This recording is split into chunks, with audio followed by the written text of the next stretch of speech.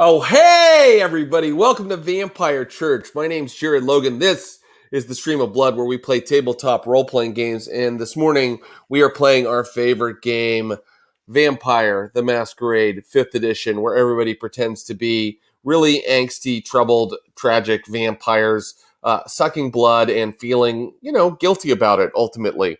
I'm the storyteller. That means I kind of run the game. I portray all the antagonists and such like. I was just kind of getting ready for Gen Con, which is coming up in September. I'll be there September 16th through, I think, like the 19th or 20th. And I will be running a game based on Bram Stoker's Dracula. So I hope people have tickets to go visit Gen Con. Lots of fun events happening there, including a big game with the glass cannon where we play Blades in the Dark, our other favorite game here on the channel. So I hope people have plans to go to Gen Con or to support it by watching some of the games that will be appearing digitally. We'll be streaming from Gen Con out to you in your homes. Support conventions like that because they're important to keep this role-playing hobby alive.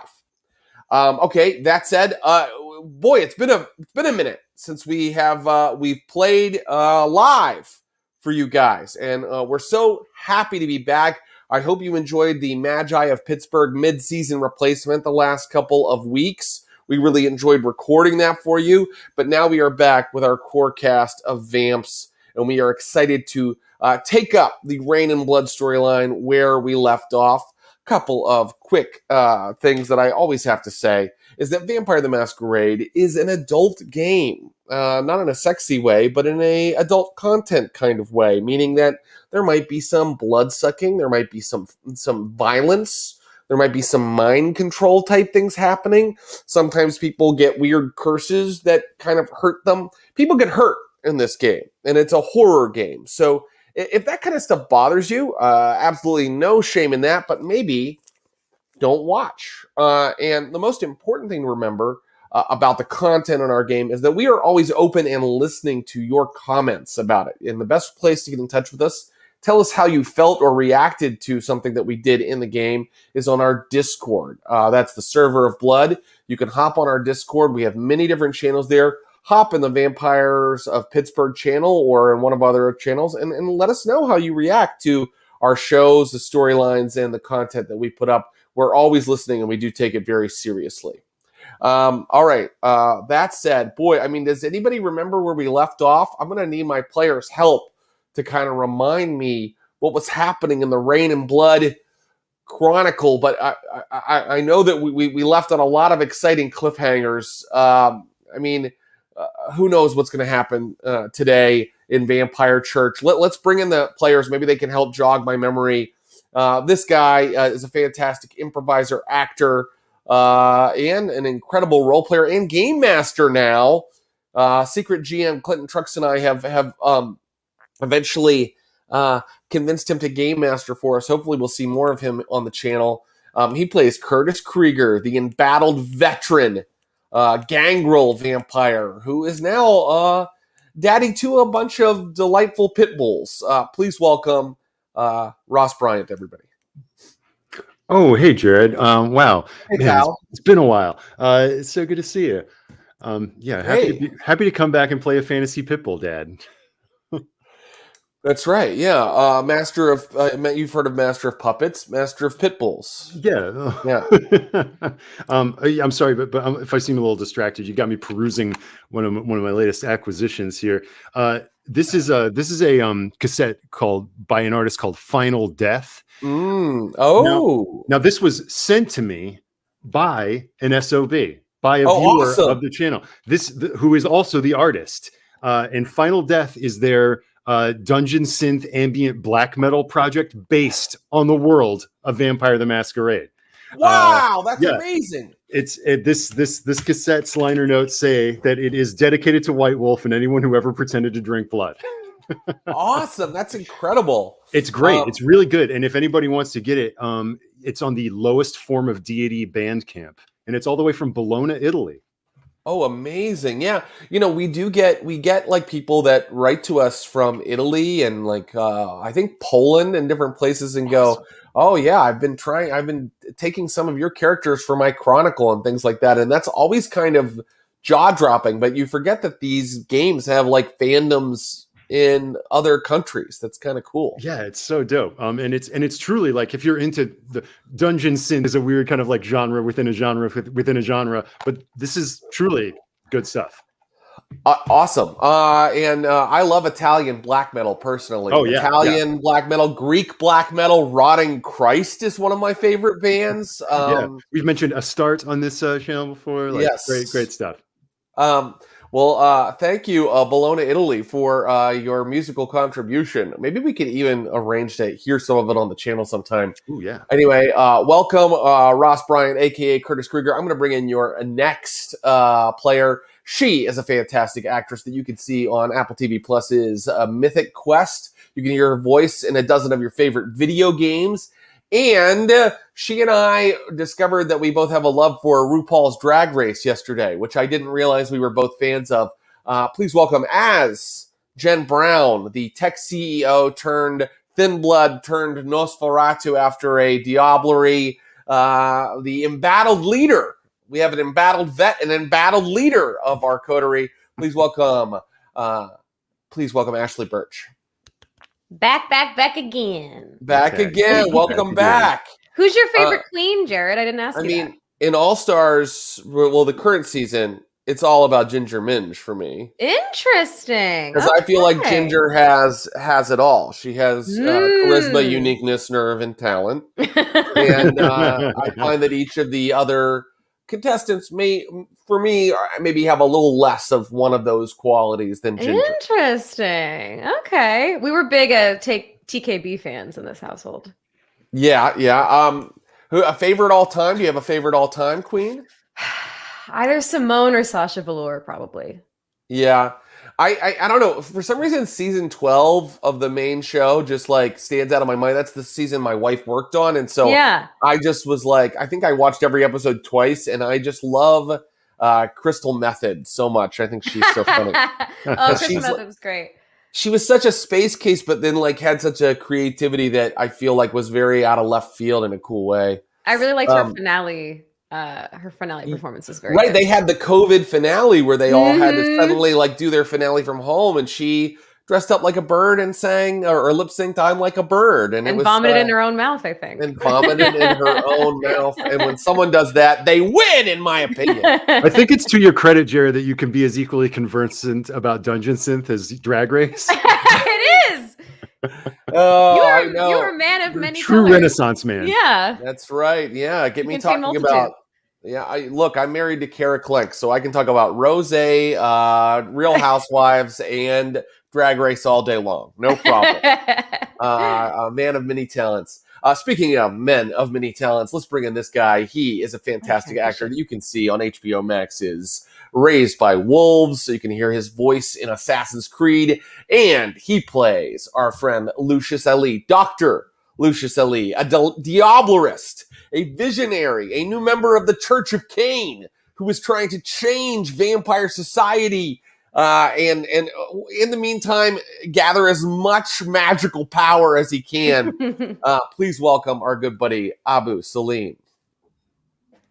What's up, man? Yo, we're back. Oh my God. We're back. Back at it. I don't know how to roleplay. Completely forgotten. Yeah, we'll see if we can do it again. We'll all have like different voices to our characters. I'll be like, Abu, you're currently under lockdown, just like our last storyline. Yeah, I'm in hotel quarantine in London. I landed in London Heathrow and got driven all the way to Gatwick for my hotel quarantine. Well, put it this way, I was in the coach for at least, they had stops in between, but for 4 hours. What? Yep. They had stops in between, but basically it's like on the other side. It's absolutely ridiculous. Whoa. It's so ridiculous. Anyway. I don't know where Gatwick is, but it sounds far. It's like when you land here in Heathrow, lots of people kind of were quarantining in Heathrow, and it's fine. I was quarantining on the other side. And so yeah, and I was just trying to kind of keep really, really cool and calm about it before diabolizing anyone because I was genuinely You drew the short starving straw, at the time. dude. I know. I imagine But, that, London is like LA or New York, two places that I've lived where it's like, you're like, oh, that's on the other side of town. Oh, how long does it take to get there? Oh, 4 or 5 hours, depending on the traffic. I mean, that's just crazy. But I think the thing is, it's also when you're driving these roads here in England, they're so boring. It's like if you're driving in America, it's like, oh wow, you can see this, you can see that, and then like 2 hours or whatever go by. Even in South Africa, like you're seeing mountains. Over here, it's like, oh, and there's some sheep. Oh, and there's a hill. You're like, oh god, okay. So yeah, that was for 4 hours. Oh, God. See, this is a grass is greener situation. I would kill to see some sheep or a hill. Yeah. Yeah, we're often looking at like billboards in desert, right? Yeah. Where we live. Yeah. Yeah, want to see a billboard for like natural male enhancement supplements or something. Have you noticed that billboards? Okay, so when we were young, I feel like billboards would be like for major products, but then I feel like the bottom dropped out of billboard advertising. Like nobody wanted to do it anymore because the internet, because everything is because of the internet. And now it's all natural male enhancement, fringe religious groups, yeah, it's really like the bottom tier weed delivery services that you're like, right. Yeah, personal injury attorneys who look like they also do CrossFit. Yeah. The gutter of ads at the bottom of a bad website is now on billboards. That's where they put it. Brilliant. So that's what you would have seen if you were here. Yeah. And instead you saw sheep for 4 hours? No, so sheep and hills and a green and pleasant land, Abu.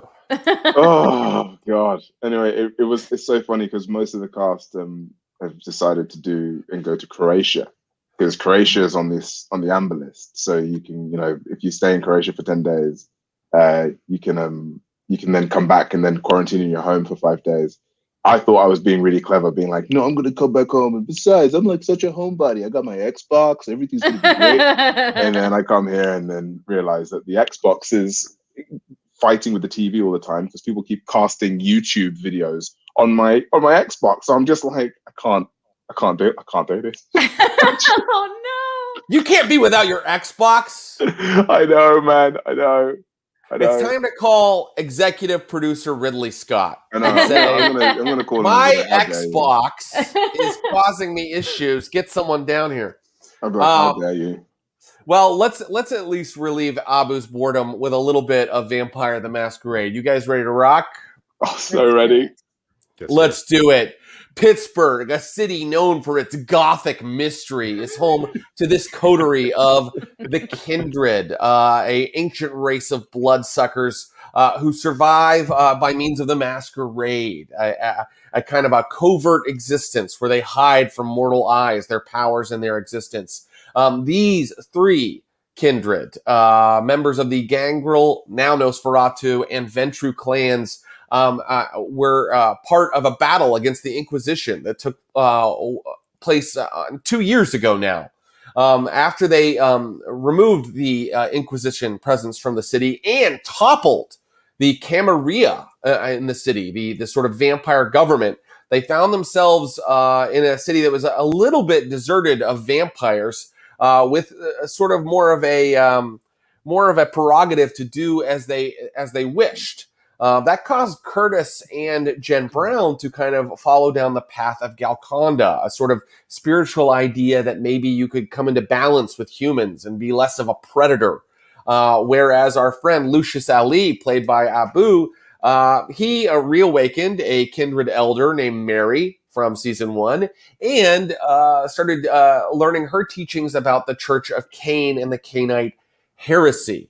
What happened last time? Let's just skip to what happened last time. After a lot of battles with werewolves and various things, the coterie and Mary all came to meet each other on a street in front of the U.S. Steel Building. And in that moment, it was revealed to Mary by Curtis Krieger that perhaps her new ally Lucius wasn't as pure and I don't know, zealous as maybe she thought, that perhaps he had committed some crimes of the blood and committed diablerie. There was a big altercation. Jen Brown escaped. Curtis Krieger ended up kind of. What exactly happened with Curtis? You kind of ended up helping out the werewolves or coming to terms with them a little bit? Man, this is now. No, I'm like, is that what I did? I just watched the episode and I can barely remember. I just know that you were howling at the end to the vampire. Yeah. I think it was like we were all howling, just like an uneasy accord. Yeah. Right. And you were very, very badly hurt by a previous battle, and so Almost you weren't able to be like kind of physically involved for a lot of it. Lucius Ali, he ended up getting all of Dr. Orman's papers and sort of deciding to kind of leave the coterie, going back to Economy Village to establish his own haven there outside of the Cathedral of Learning where the rest of the coterie had established their haven. And he has been tasked by Mary with a very specific rite of passage to become part of her church, to earn her full loyalty. She has told him that there is a rite where he must confront his greatest fear, and she has determined that his greatest fear is something happening to his touchstone, Clara, his sister, a monster hunter that he has trained her to be a monster hunter. And so Mary has tasked him with bringing Clara to her to undergo this rite. And Lucius, I think quite reasonably suspects that Mary might be planning to hurt or endanger Clara in some way. And so he is very perhaps loath to do that.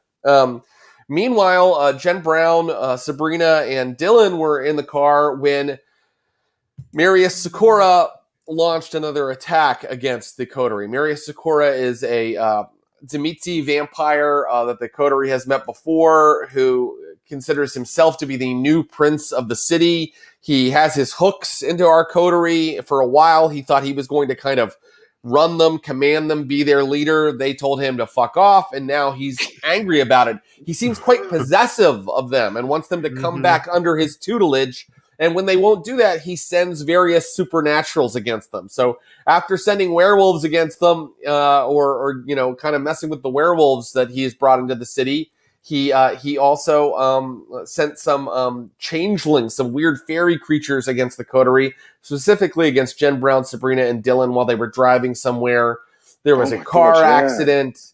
Yeah, there was a car accident. Sabrina and Jen barely fought off the strange changeling children. But unfortunately, Dylan was the victim of a psychic attack. Dylan is a human ally of the coterie. She was the victim of a psychic attack from the changelings. One of them somehow kind of sucked out her personality, sort of drained her of sort of her emotional life. And Jen Brown is seeking a cure for her friend Dylan. She went to the witches that she knows, the reclaimers, and they told her, all you can do is wait. That's all you can do. And that wasn't good enough for Jen Brown. So then she looked around, and Thana, the vampire who is another member of the coterie's kind of extended circle, a fellow Nosferatu to Jen Brown, said that in the book, The Passions of Salo, there is talk of a clan of vampires called the Salubri who might have healing powers, specifically mental healing powers that could kind of help your friend Dylan. So I'm going to go ahead and set a scene, and we're gonna run with that scene. We're going to stop from right where we left off last time, and I'm going to start with Lucius Ali. Lucius, you are in your haven. Oh boy. You are in your haven now at Economy Village. You have all of Orman's notes and things around you, and you have just been left by Mary, who told you, who gave you she gave you an ultimatum. You must bring Clara to her the next night. So I want to know what you're going to do. I'm going to do two things. Okay. I'm going to message Clara, and I'm going to ask her if she can bring Thana with her. Interesting. Okay.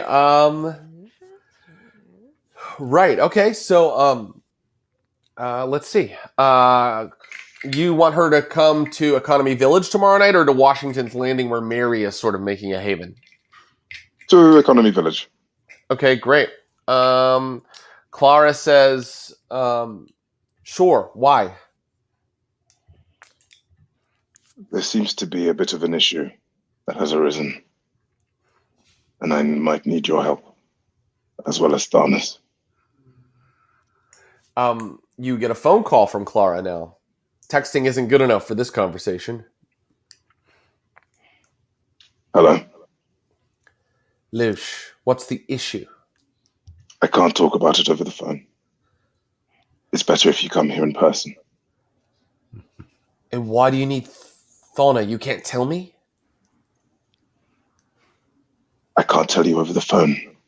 Tomorrow night? What time is it now? I think Mary visited you near dawn so that you couldn't, do a bunch of stuff that night. Sure. Tomorrow night. All right. Let's just roll to see if Clara can even get Thana to do something, because we've never seen them together. No. They just kind of inhabit the cathedral of learning together. Yeah. Unless you have anything else to do, you are going to slumber for the day, Lucius. Do you have anything else that you want to do to prep?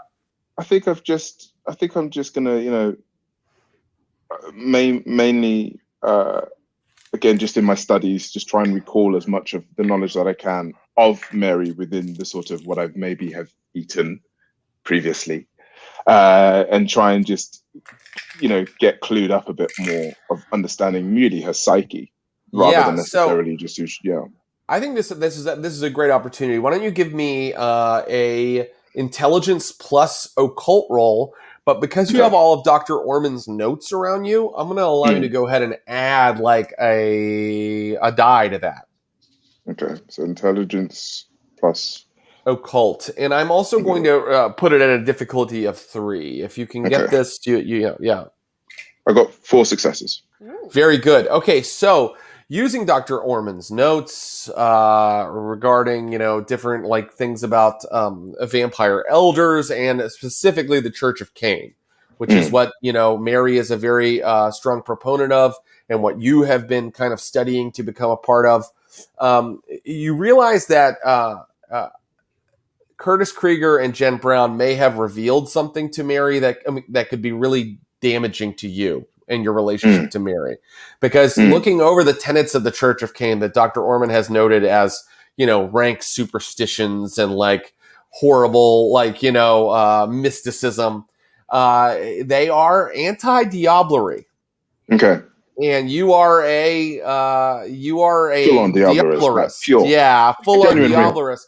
And in fact, some members of the Church of Cain, not members of the Church of Cain, but some vampires have the ability to sense diablerie, although it doesn't appear that Mary has ever sensed it on you. Interesting. Okay, cool. Thus far. Okay. No. Yeah. So just know that going in. That is what your role earns you. You know going in that she's probably suspects something, especially because you saw her talking to Jen Brown and Curtis. Okay, interesting. Is it worded in a way in which I might take it as a fear? A fear? Actually, you know what? Let me play with it. That's fine. Play with it. Good idea. Yeah. And so, Lucius, just explain to me. Let's set the scene a little bit for us. How is he sleeping? Is he just down in the laboratory, getting in one of those tubs, or? I think he's in one of the tubs. That contain one of the family members in. Oh, and God! Sort of just the notes are scattered everywhere. Just the vampire version of a divorced dad's apartment, kind of a vibe. Absolutely. Yeah. And he's just sleepy, taking everything in. I think it's that whole thing of his unlife is flashing before his eyes before he just crystallizes in a way. That makes sense. Sad, but makes sense. Okay, so we'll leave Lucius. He has made his plans. He has prepared for the situation that's coming up. And now I turn to Jen Brown, Curtis, and Jen Brown and Curtis. Curtis, are you going to stay with your pups for the evening, or do you ever head back to the Cathedral of Learning, or what's your kind of general vibe these nights? I think splitting time sounds about right. I think maybe at the Pittsburgh Paws, the dog rescue, there's like one of those plastic, almost like little like packing containers with like a pillow on the bottom, and I might just like get in there like in the fetal position and like sleep some nights. Okay. Let's say I'm there with my canine friends and occasion and just keeping watch on the park and seeing if I see any more wolfen visitors. Yeah, I mean, as we established last time, they have not left, but they did kind of end the ritual that they were working on before that was, potentially going to flood the city after Jen Brown. Actually, it was Jen Brown that came to terms with them. Remember, after she proved God. After she proved she could best their sort of totemic spirit, they kind of backed off, but they said that they weren't leaving. And so, Curtis, because you have decided to keep a close eye on them, you can learn something about them if you wish. Ooh, all right. Yes. And what I will allow you to do is to make some sort of surveillance roll, if that's what you'd wish to do. Is that okay? Yeah. So why don't you give me kind of a two of their friends are dead, aren't they? Huh? Oh, that's a very good point as well, Abu. That there are dead werewolves now. Like one of them was completely destroyed. Maybe two of them. So we have to take that into account. I think that, Curtis, what I would love for you to roll for like surveilling is streetwise plus composure. Great. You could use stealth instead if it makes more sense, actually. But here's the deal. If you use stealth, it means you're really sneaking around the park to kind of get a look at them all the time. Okay. Yeah, so it's a little more risk. All right. 3 successes on the composure plus streetwise. So maybe less close, but but we were saying that Curtis's nerves are getting a little steadier. And it's the kind of thing where so like when a dog goes up on point and is like super still, it's like you might catch him kind of looking like that, unblinking yellow eyes. Yeah. So the vibe that you were getting is that things have there's less activity. Instead of having dogs kind of patrolling the perimeter the whole time, like sort of in like this like frenzied state, that's stopped. The strays have all wandered off on their own wherever they will go. In addition, you don't see huge shapes leaping through the park like you did before. Like, you're not seeing them. And so if you wish, you'd have to get closer to you'd have to go to based on Jen Brown telling you, and to the lake where they kind of hold their like main court or their main, holy site. If you'd like to like really see if you can get a look at them. Sounds dangerous. And also, it does. Yeah. So in other words, things have gone quiet, but you don't like it. It's too quiet. Okay. They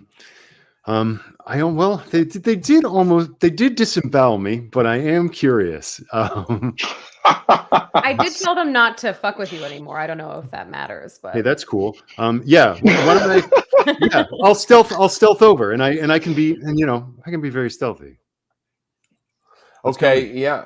Very good. So, give me that dexterity plus stealth.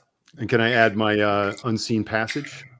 Oh, yeah. And if you add that, that's going to be really good. Okay. So, roll, add your, this isn't exactly how unseen passage goes. I want you to know that I am acknowledging that you are invisible when I allow them to try to detect you. But what I would like you to do is add your obfuscate dots as dice to your dex plus stealth roll, if you don't mind. Great. Okay. Here we go. 4, 5, 6, 8. Whew, okay.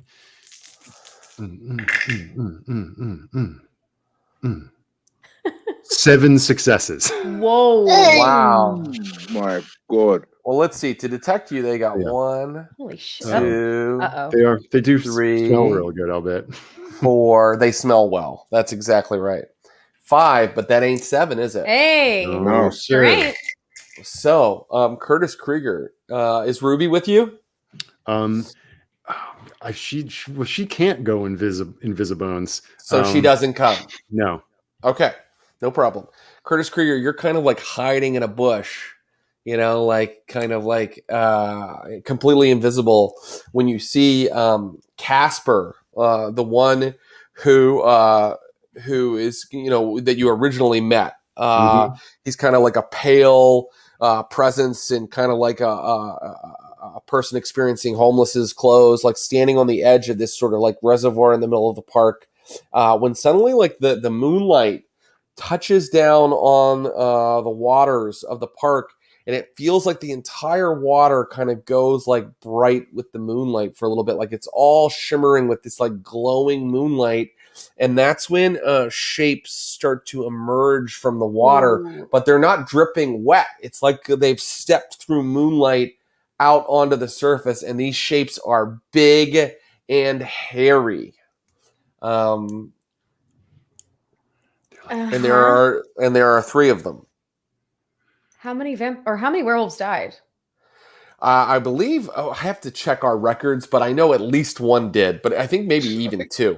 Okay. 2 did. Okay. I threw one out the window, and then I fed on one the other. Yeah. And right. you did what? You fed on the other? Yeah. Oops. Oh, right. I remember now. Yep. 2 werewolves are super dead. Yeah. Yeah, they're super duper dead. Yeah. Okay. That's nuts. And I mean, keep watching. Well, they are howling and sort of like speaking in some sort of wolf tongue that I'll allow you to understand if you can roll your feral whispers. Yeah. Oh, wow. I speak wolf. This is great. So feral whispers is a here we go. Charisma plus animalism to talk. Let's change it though. I think for you it's going to be a wits plus animalism. Great. Wits plus animalism. Yeah, and to understand this, since it's not just a normal animal talk, you need to get me 3 successes. How's 5 sound? Ooh. Sounds good to me. So yeah, I'm just like, I think maybe even as I'm listening, even though you can't see it, like it's like he's just becoming more dog-like somehow. So it's like that thing where like the dog is listening to you, just like the little head tilt as I listen and comprehend. Right. Okay. So you hear basically they are saying in like wolf speech, like, we have answered your howl. The howl of blood. We know that outsiders have fallen 2 of your pack, and we are not bound by the oaths that you have made. We have come to pay for it in blood.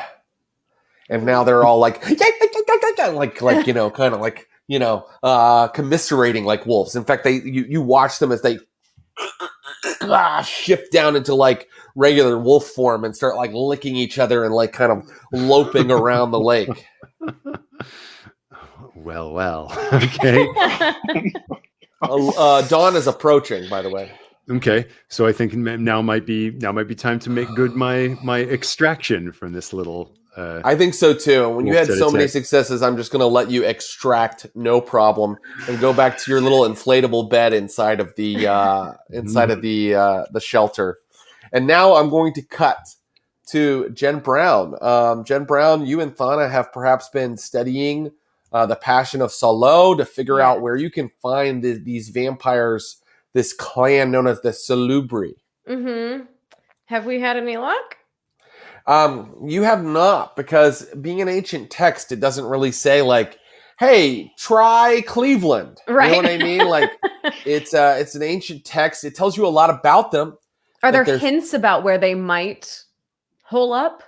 Well, why don't you make a research roll for me? So you don't even have to use your own occult knowledge because you have a book here to help you.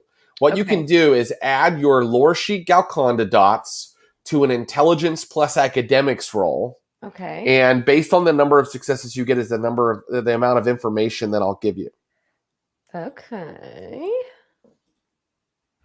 It says I have no hunger. Is that right? You are now up to hunger 1 because we are going to go ahead and start with hunger 1 today. You gotta be shitting me. I'm going to spend a willpower. Oh, she's back. Embarrassing. She's back. I only got 2 successes, which seems fucking stupid. Now I have 6. Wow. 6 successes. Wow, okay. That's very different. Okay. So 6 successes. 6 successes lets you remember, you and Thana working together, remember something that 6 successes means you actually remembered like some medieval legends that seem to sort of connect to this. This book dates from pre that. It's like biblical kind of times. It's been copied and copied and copied. But like you remember some medieval legendary, and you start doing like some deep research. And between you and Thana, basically what you kind of piece together is that you believe that the Tremere, Dr. Orman's clan, are intimately connected to the Salubri in some way. In fact, they are enemies or some kind of horrible...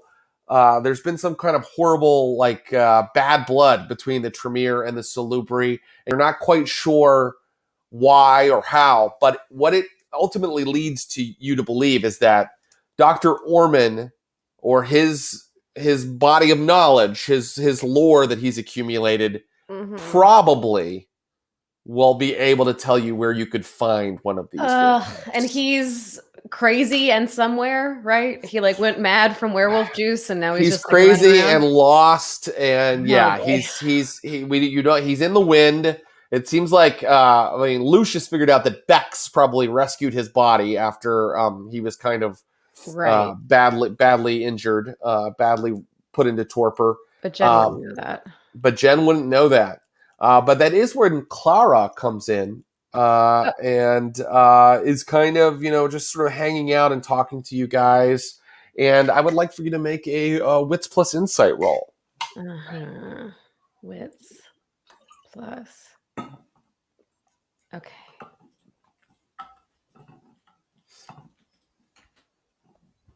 Two successes. Let's see how Clara does.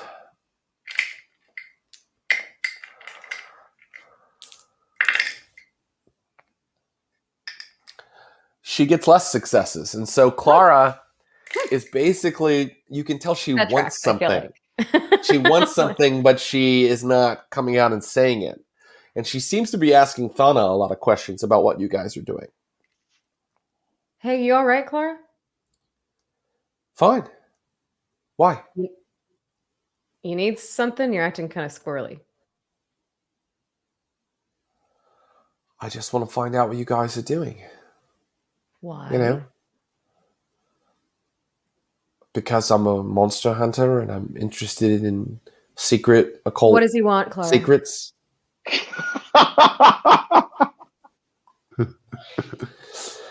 Tomorrow night, he needs Thana. I don't know why. You don't know why? He's asked Thana and I to come to Economy Village. I know about... Okay, sorry. So I know about Mary at this point, right? Yes, you do. But I don't think I would put together that necessarily that Clara would be in... Or would I? That Clara would be in danger because of Mary, knowing her. Yeah. I don't know. I don't think that you would. I don't think I would.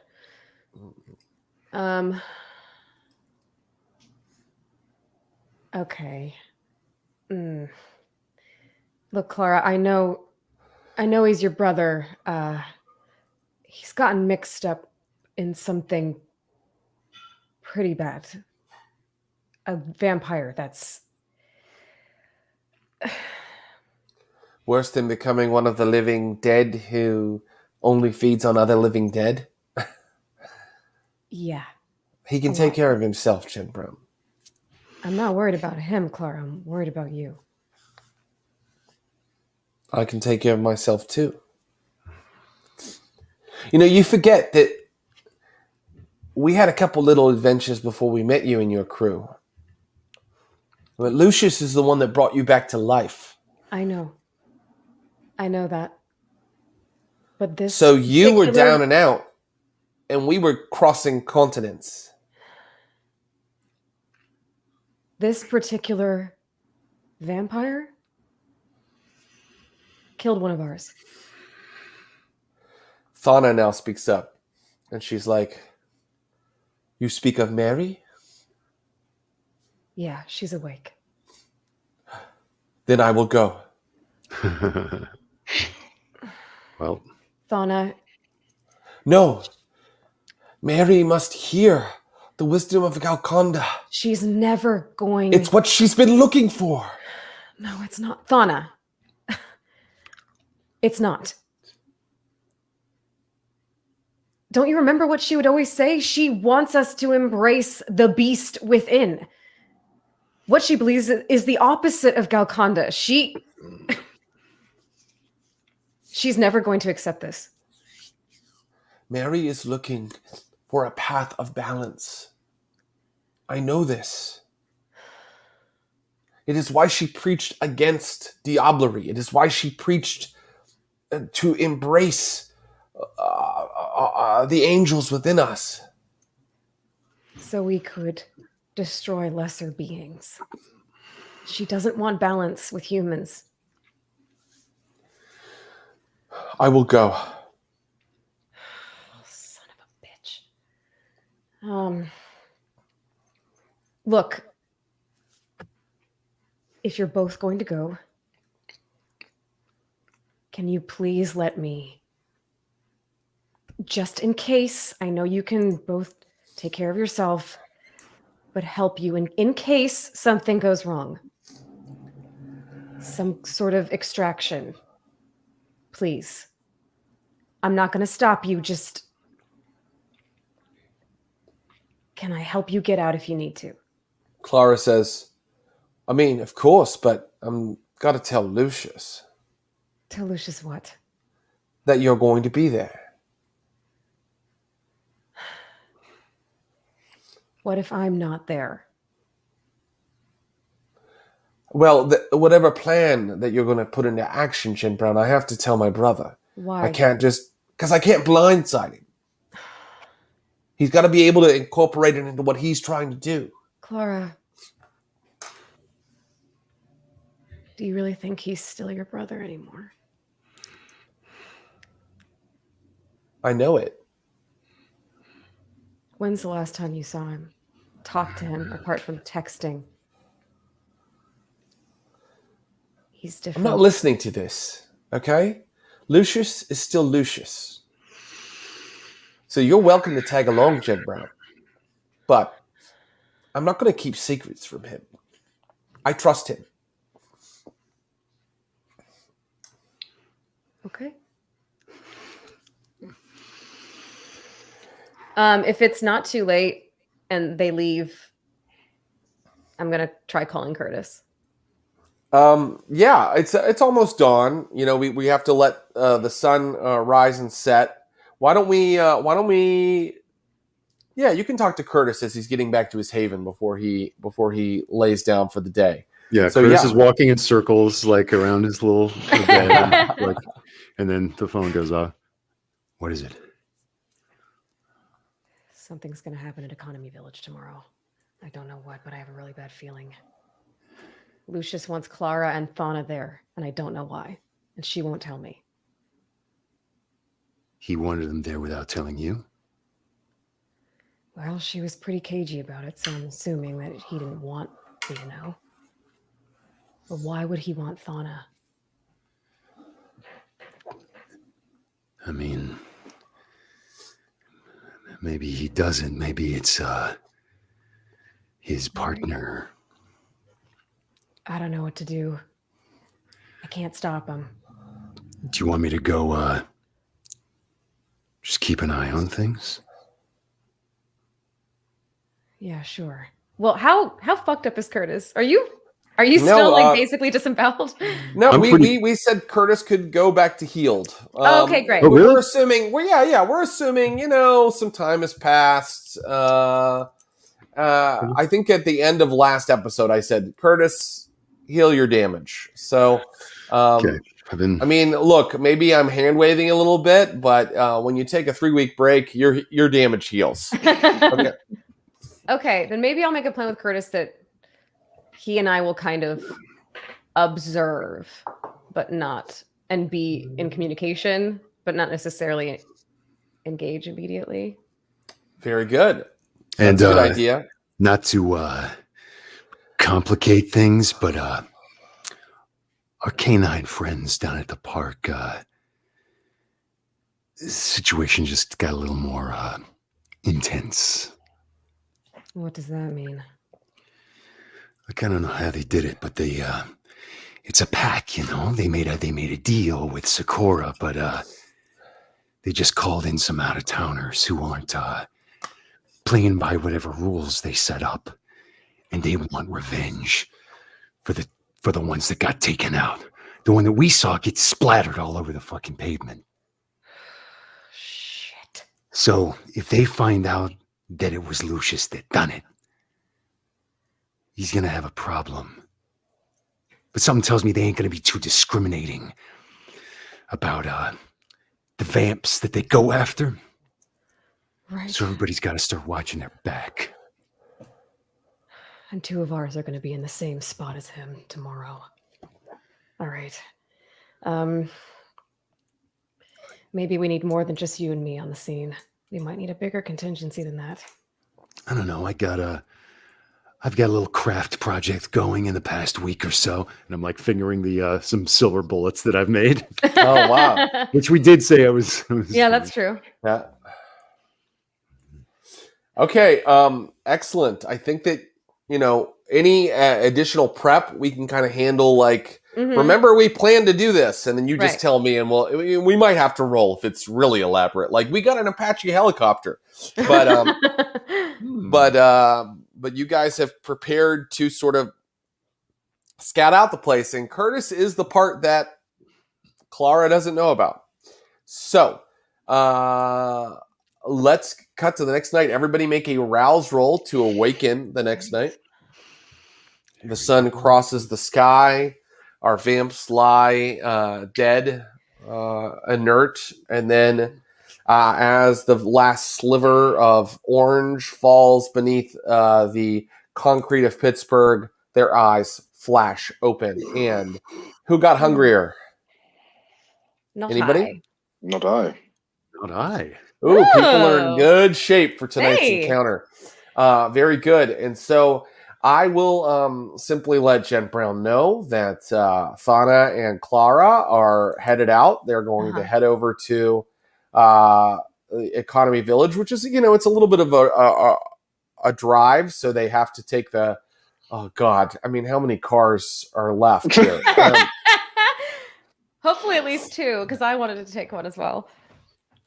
Is that fair? Wow. I could pick you up. I mean, that's true. The car situation in Vampire, is it just my chronicle where we're constantly like, wait, is there a car? Because we destroyed a car last time. Yeah. Excuse me. Getting over a cold. So let's do this. I think that Thana and Clara actually take the bus all the way out to Economy Village, like early in the evening. Yeah. And Jen Brown, there is a car because, you're like a badass former tech CEO with a working company. So definitely there's a company car. Oh, the car you're driving now actually says Grouper on the side. You're down to like using like the Prius that says Grouper on one side. Yeah. Wrap. Yeah. Oh no, it's not very discreet. Not very discreet. Before I leave, I might ask Sabrina to kind of oracle for us, to just sort of like be watching Economy Village, just hearing if there's any chatter on any radios, just kind of watching for us, because we're in an okay spot, right? Sabrina, Sabrina can talk to you. Yeah, you guys are in an okay spot. But she reminds you again, like, what are you going to do about Marius? Like, he's not going to stop coming at us.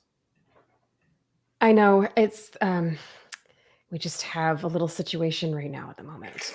There's always a situation. Yeah, I know. There's always a situation. She's going to do a little magic, and it's perception magic using Grouper, which is her specialty. And you kind of want to know if there's any surprises around Economy Village. Is that right? Mm-hmm. Okay, let's see how she does. Okay.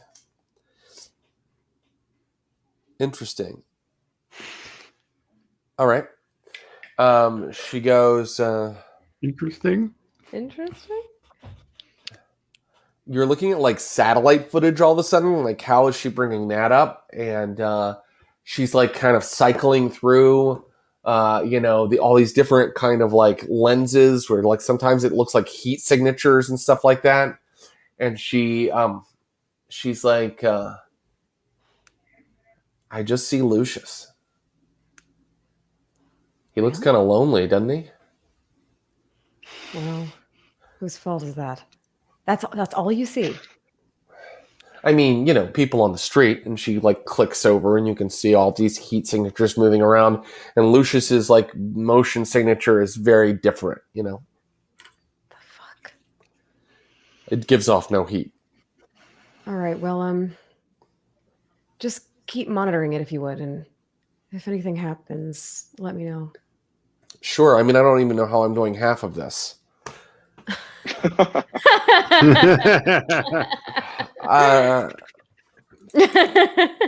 I'll text you if something changes. All right. And hey, look, I know we can't keep treading water. I'm just worried about Clara.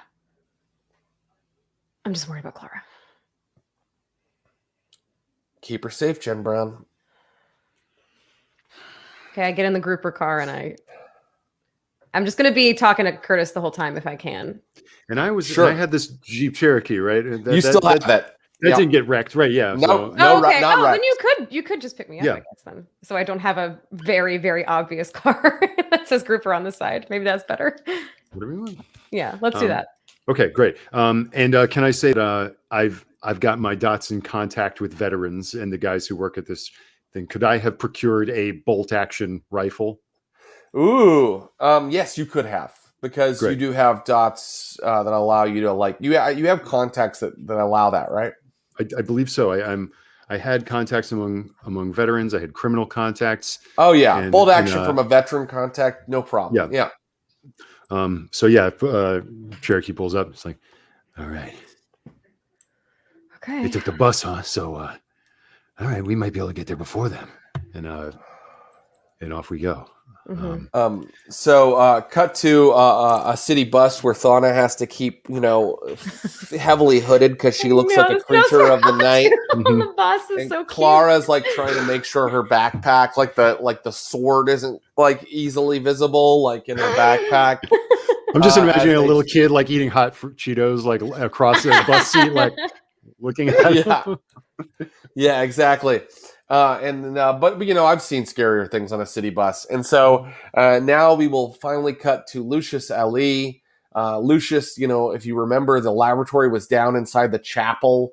Like there was even kind of a secret door down into it, and you start to hear footsteps coming down into the laboratory. And you recognize the tread. It's definitely Clara and a second person. So it sounds like she's fulfilled your request. Yeah. All right. They walk into the laboratory and she's like, Luce, we're here. Welcome. Welcome back. Jen Brown knows. She said she was planning some sort of backup plan or like escape route in case things got hairy. It doesn't surprise me. She's incredibly caring. Athana walks forward and is like, where is Mary? She's not here. Not yet, anyway. We might visit her tonight. She might visit us. Who knows? But the time that we have now, I wish to know more about her. Dana, you are quite close, or was quite close to Mary, were you not? Yes. Yes. She very speaks close. of fear a lot. This idea of fear, that the only way that we can truly be true is by conquering our fear. She speaks of the Church of Cain, Dr. Ali. I'm well aware. I know of the teachings of Church of Cain. But I'm asking you, the times that you have known Mary, would you have any idea of what her fear might be? Mary's fear?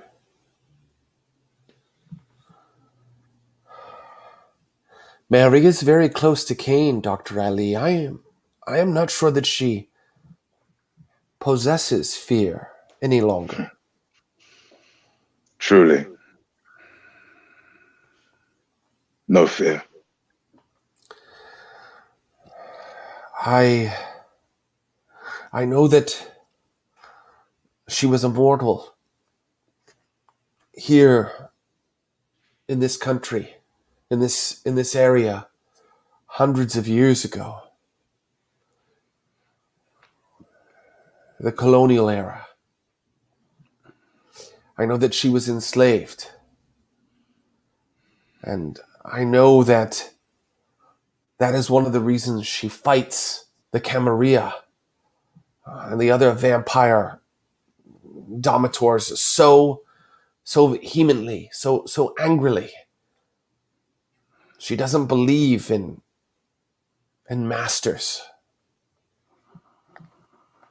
Fascinating. Tell me, Thana, when you were with her, were you also part of this Church of Cain? Mary's doctrine is her own to some extent. Yes, I followed her down the path that she set for me, but now I have discovered, and she pulls out the book, Salim. She brought it. And she opens it, and she's like, Dr. Ali, these teachings can help you as well. Look, there is a better way, a way for us to live in harmony with the humans. And then I'm going to kind of walk up to her slowly and then sort of touch the book and then look at her and be like, and how much do you know, Donna? No. No. The knowledge that you have in your head right now, in your soul, your heart. No. Oh boy. Oh. Okay, that's a good place to leave that scene for a second. And now let me ask, where would, just, and you can talk in broad strokes or you can talk in specifics, but where would you like to be sort of set up around Economy Village, Jen and Curtis?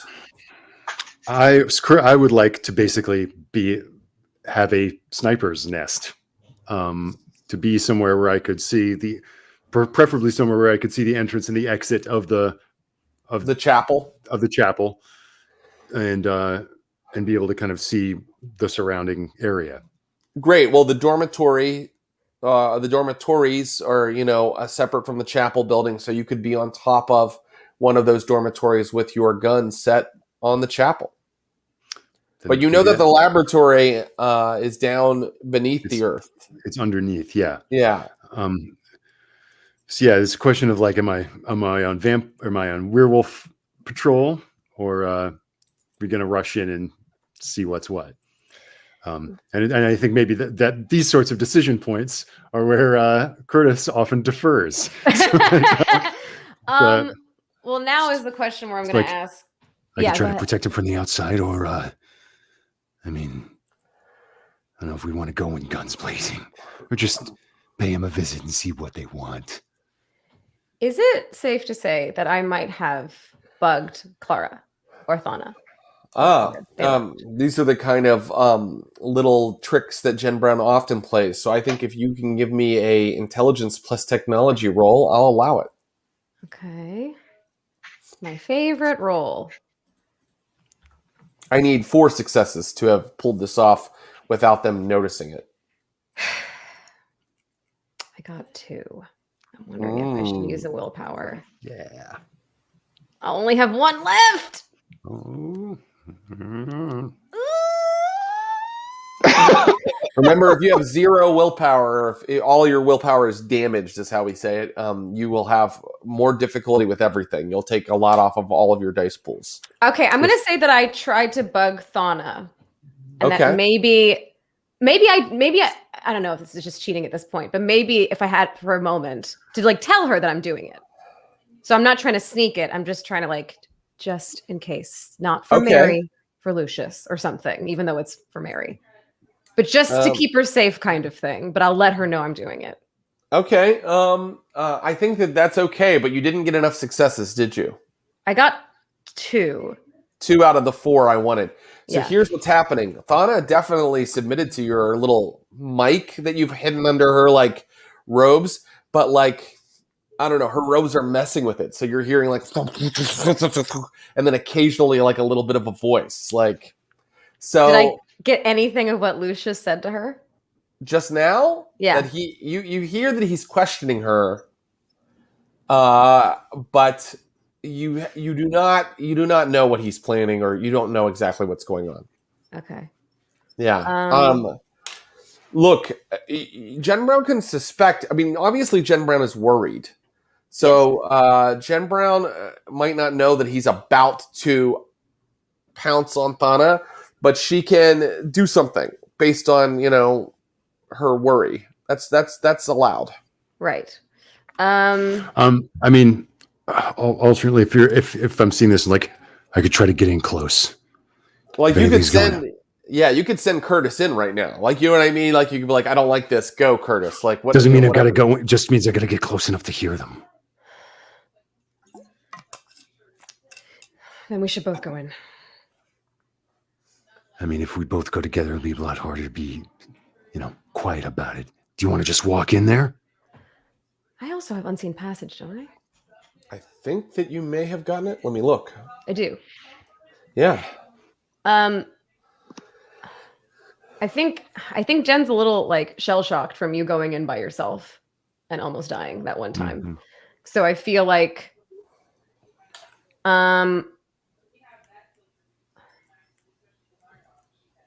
okay, I think I'll park the car. No, I'm just gonna go in with you. Fuck it. I'm gonna say we should both go in, and I'll do unseen passage to get in, and I will take up the rear kind of thing. Like you direct me, and I'll go where you tell me. Okay. So Lucius, you need to go ahead and roll. So you guys are going down to the laboratory, right? But you're using your invisibility and everything. Mm-hmm. Lucius, give me a wits plus awareness roll, and the difficulty is 6. Oh my god, Jesus! Wits plus. Awareness. I'm gonna fail it because I've only got 4 die.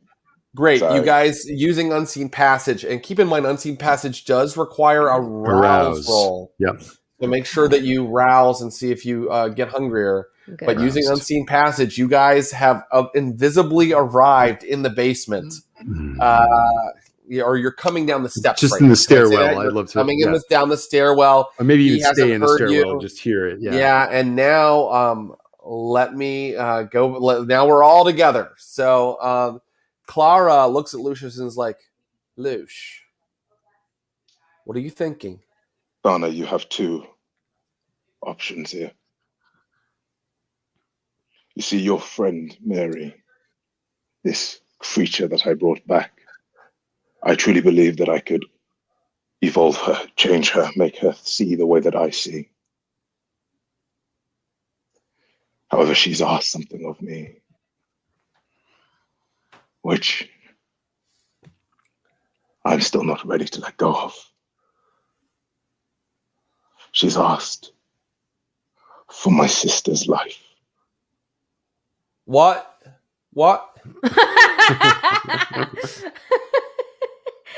Now, either you come up with a solution, as to how to deal with this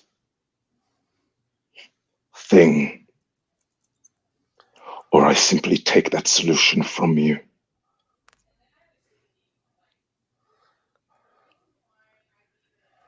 I would like to appear on a chair on the other side of the room. Done. You know, you could have just asked for help.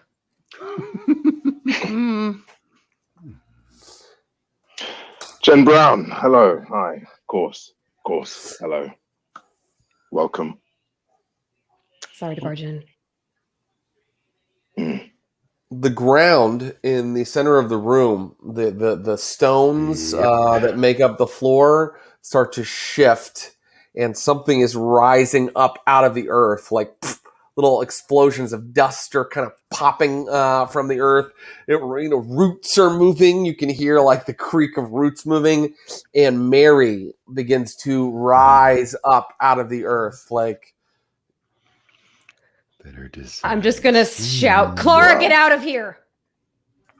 Clara's like, fuck that, and she pulls her sword. Damn it! And now Mary has arrived, and she's like, well, this is a larger crowd than I had anticipated for our friend Dr. Ali's entry into the Church of Cain. And Thana is like, Mary, I have so many new insights to share with you. I've discovered an ancient text. And Mary is like, shh, Thana, my child, I am here for Dr. Ali. Doctor, what have you brought me? I've brought you my sister. She begins to move toward Clara. I'm going to run and stand in front of Clara. I am still in the hallway, still invisible. Right. And I think like just leveling a shot. Okay. And I'm going to kind of follow behind Mary. I told you that your entry into the Church of Cain required you to face your greatest fear. Did I not? I still don't understand what that fear is, Mary. And if I think that fear is what I think it is, then perhaps you're mistaken as to what truly my fear is. It isn't my sister or the death of her. No, my fear is to be controlled, manipulated. And what you are doing to me now is a form of control and manipulation. Now, I understand it is for a better cause, a greater cause, but isn't manipulation our masters always saying it's for a better cause, a much grander cause? Killing my sister will not help anything apart from anger me. And you don't want me to be angry.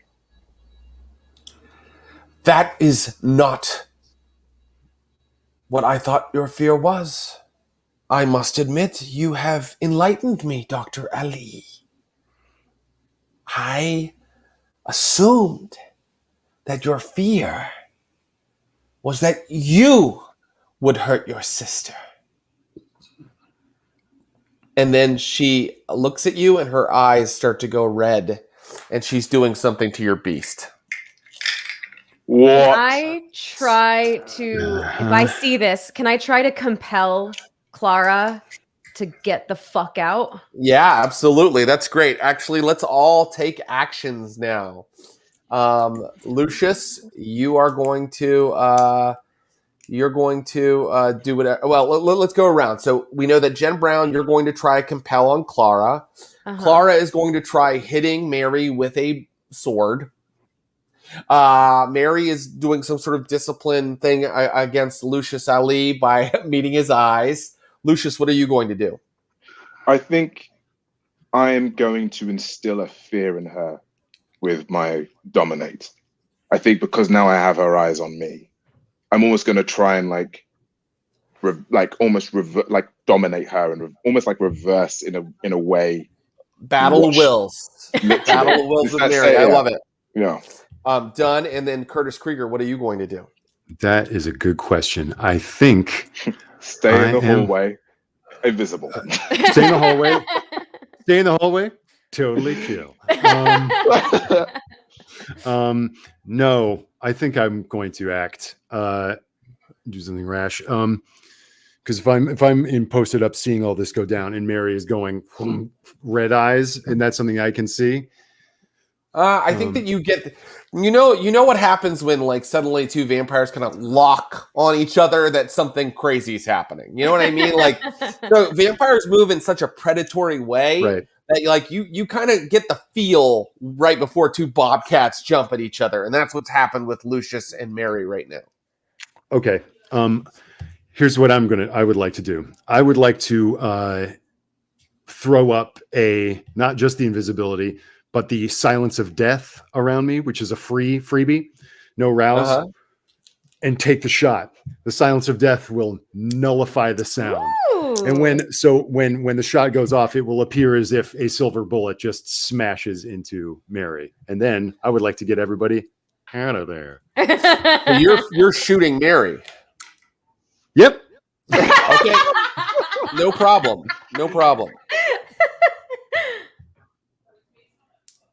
Okay, so let's all roll. Okay. Let's see. Let's start with Jen Brown's compel. Can I add potence to this?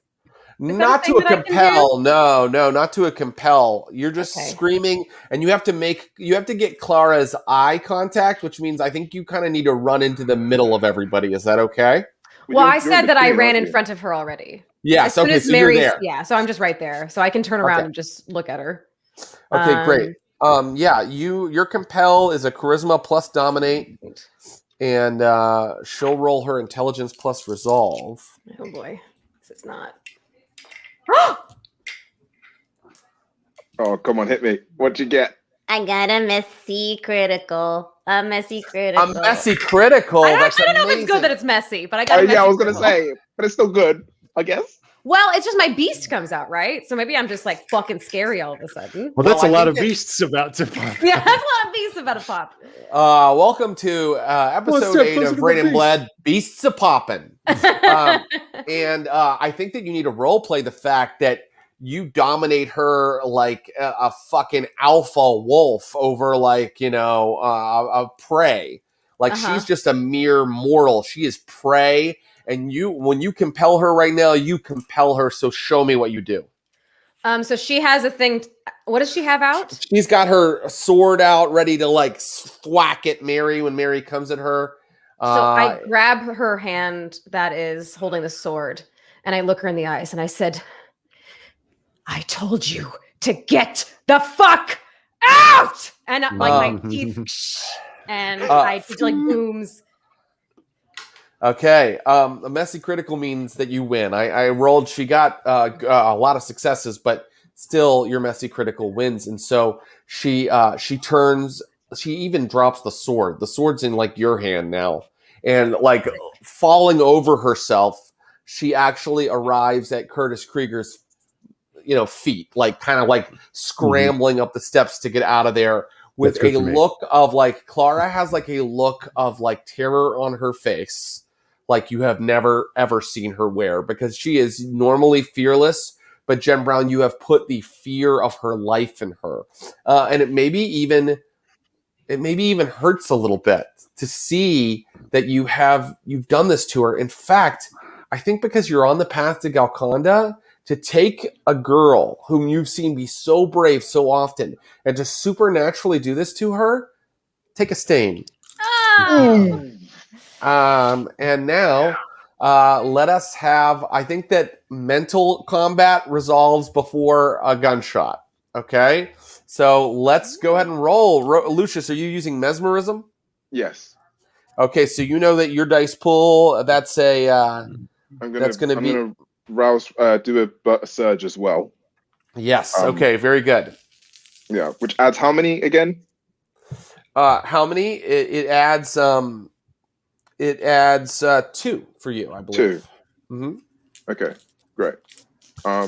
Manipulation plus dominate is your, but add 2.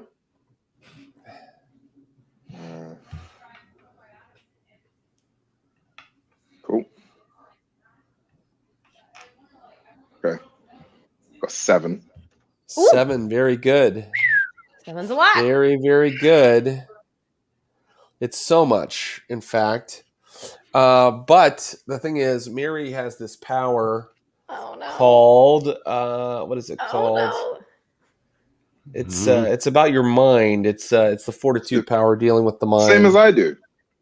Yes, exactly. Oh, yes. Yeah. Okay. So let's see. You've got 7 successes coming at her. She's got 1, 2, 3, 4, 5, 6 successes coming at you. So less. Ooh. But let's both resist with our unswayable mind and see. Okay. So what let's is that? roll So what do we roll? composure plus fortitude. Composure plus fortitude. Mm-hmm. Composure plus fortitude. Shit, That's what I'm calling for. What's that? Is that it? Well, this is to resist. You're resisting her power, and she'll Yeah. resist your power, and we'll see who ends up with the most successes left over when all that's done. This reminds me of the end of Dark City, if anyone's seen that movie. Oh, Yes. yeah. They're just floating and Yeah. In fact, they're probably both like lifting slightly off the floor for some reason right now. Cracks in the Okay. wall. Composure. I'm just trying to see how much. I think I've got 1. Yeah, I got 1 fortitude and then composure. Okay, cool. Yeah. Does my surge count in that as well? Yeah, it will. Mm-hmm. Absolutely. Okay. I've got 5. 5. Really That's nicely pretty done. All right. She gets 1, 2, 3, 4.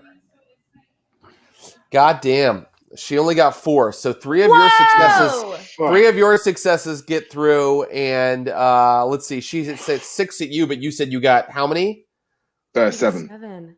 So okay, yeah. So but when you, on your resistance, you just got 5 successes, 5, right? yeah. That's right. Okay, so only 1 of her successes gets through to you, which is not enough. So you have successfully stopped her from what's called awakening your beast, drawing out your beast. Okay, Yeah.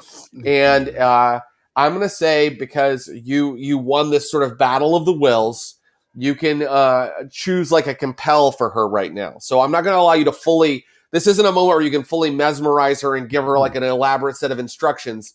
But in this moment, you get to like command her to do one thing. So what do you command her to do? And go ahead and describe the entire battle of wills here, if you would like. It'd be like, I think there is almost like this click in a moment in that frame where she then it's a realization of like there was a fear in the sense of that physicalness, and now when it comes to that mental battle, it's like a ting, and it's like this is something else, right? This is a different level, this is something new. And I think in that moment there, what I get her to do is grovel. I want her to grovel at my feet, to almost, in a way, sort of see me as a god. Okay. Mary falls to her knees. And I got to tell you, she's doing exactly what you say, but like she's shaking with rage. And this might incur a frenzy in her, because you found out that's her fear, right? Like that's the thing that she refuses to do. And you've just made her do it, probably for the first time in hundreds of years. Curtis Krieger, your turn. Okay. Let's maybe just throw some gasoline on this fire. So Clara's at my feet. Jen is still in the room? She is. Yes. Okay, so I I'm think behind Lucius. I'm going to surge my blood, and you tell me I want to put a bullet right in the only soft part of Mary that I can see, which is her eyes. Oh, okay. And so there's probably a success tier that I've got to hit to get there. 5. And okay, here we go. Oh boy. Oh man. Okay. Yikes. Let me see. I'm going to do a willpower reroll. Okay. Okay. Okay. Yeah. Is that right? I'm sorry. And Take your time. the result is 3 successes. Okay, 3 successes. So, no. That was an enormous dice pool. So. Yeah, the bullet goes through the room. It's completely silent. It hits her forehead, Curtis, and leaves absolutely no mark whatsoever. Like you just see it like bang right off of her forehead. And so now people are shooting at her as well, huh? I'm going to draw. Well, I think if I see that, I'm going to kind of keep my eyes, like I see this ping, and I can imagine that was from Curtis, obviously. So I'm just going to be like, I'm going to just shout, "No, everyone, get out! Get out!" I'll give you that for free, and now everybody has to declare their actions. Mary is going to roll to keep from frenzying, and because she really believes in controlling your beast, but I think that you have done the one thing that would make her frenzy, Lucius Ali, make her roll for frenzy, so she'll do that. Okay. Fauna is now going to run forward and try to convince Mary to, get a hold of herself and see the error of her ways. And what is Jen Brown going to do? I'm going to try to grab Fauna and rush her out of the room. I don't want her to do that. So I'm going to try to grab her and run. And Lucius Ali, what are you going to do? I think I'm going to with maintaining eye contact and depending on how the situation is, but I'm going to penetrate deeper into her skull, into her psyche. I want her to actually. I think this is my moment to. Oh God, I can't believe I'm saying this. Technically enslave her, because I think that's ultimately the aim. Is what I want to do. Is I want to completely dominate and control her. You want to try to dominate her using like I'm gonna especially with the idea of the fact that like again there's now that I'm at 4, it's that whole thing of making her think that it's her choice. But I also want her to know that this is what happens when you try to mess with Lucius. Right. Yeah. This is what happens. We've seen it happen before. Yeah. And now, Curtis Krieger, what are you going to do? I'm going to grab Clara and try to pull her up and out and go. Who are you grabbing? Clara, who's at my feet. Right. Great. So, all right. Yeah. Here we go, everybody. Let's go ahead and do mental things first. So I'm first going to have Mary roll to see if she resists this frenzy, okay?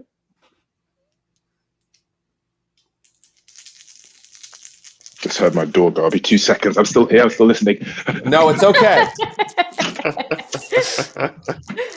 Wow, what a time to get a visitor. What if someone just came in and Abu was like, okay, can you sit there for a second? I just have something I have to do real quick. Hello? Mr. Salim? Yeah. Don't even. Abu's actually, he's under lockdown and quarantine, so we have to let him answer his door. It's his only contact with human beings. Right. It's just someone knocking on the door, be like, hey, we heard what's going on in your apartment, and it sounds awesome. She only got 2 successes on her roll to resist frenzy, and so that is a failure. And so I will tell you that Mary, in this moment, not only frenzies, but she starts to kind of shift and huge. Abba's going to want to hear this. Mary frenzies, and in this moment, not only does she start like screaming, it starts to sound like the choked cries of a goat as horns start to curl out of her head, and her hands start to turn into hooves. So she is frenzying.